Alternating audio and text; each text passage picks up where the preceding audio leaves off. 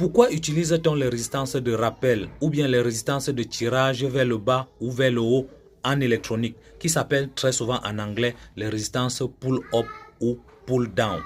Et lequel choisir en étant électronicien? Vous savez que les microcontrôleurs utilisent la technologie TTL, qui voudrait dire transistor logique, pour fonctionner. Ceci étant dit, cela voudrait dire que le microcontrôleur ne comprend que deux niveaux de tension, à savoir 0 pour l'état logique bas et 5 volts pour l'état logique haut. Si vous l'appliquez une autre tension, en dehors de ces deux tensions, il va planter et voir se détruire, ne même pas fonctionner, qui est l'opposé de la technologie CMOS. La technologie CMOS voudrait dire qu'il comprend des niveaux de tension supérieurs à 17 volts pour fonctionner normalement.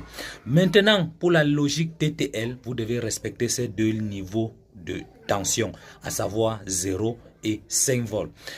Puis, nous utilisons ces résistances de rappel ou ces résistances de tirage, soit vers le haut, soit vers le bas en électronique pour fixer un état à un microcontrôleur.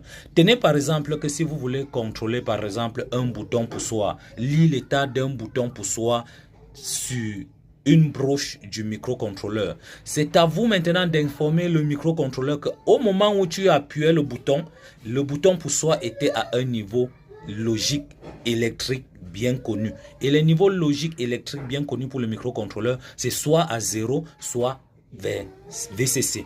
Et lorsqu'on fait un tirage vers le haut, ça voudrait dire que, ou bien un pull-up, ça voudrait dire qu'on le lie à VCC qui est 5 volts. Et si on fait le tirage vers le bas, ça veut dire qu'on le lie à GND ou bien 0 volts. Lorsque vous faites ces tirages ou bien vous utilisez ces résistances de rappel et qu'il est connecté et qu'une résistance est connectée ou bien un bouton poussoir est connecté à l'entrée du microcontrôleur, le microcontrôleur a déjà un état initial du fonctionnement.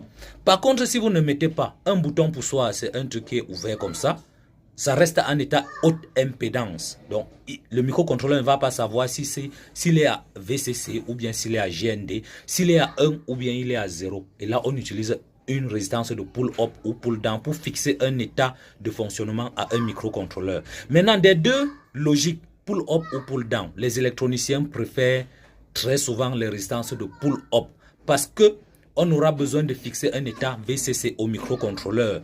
Et si vous voulez connecter par exemple un bouton poussoir qui est loin connecté sur une machine, vous n'aurez plus qu'à traîner l'information et prendre le potentiel référence qui est GND sur la carrosserie de la machine.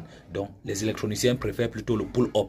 Et très souvent certains microcontrôleurs ont des résistances de tirage vers le haut directement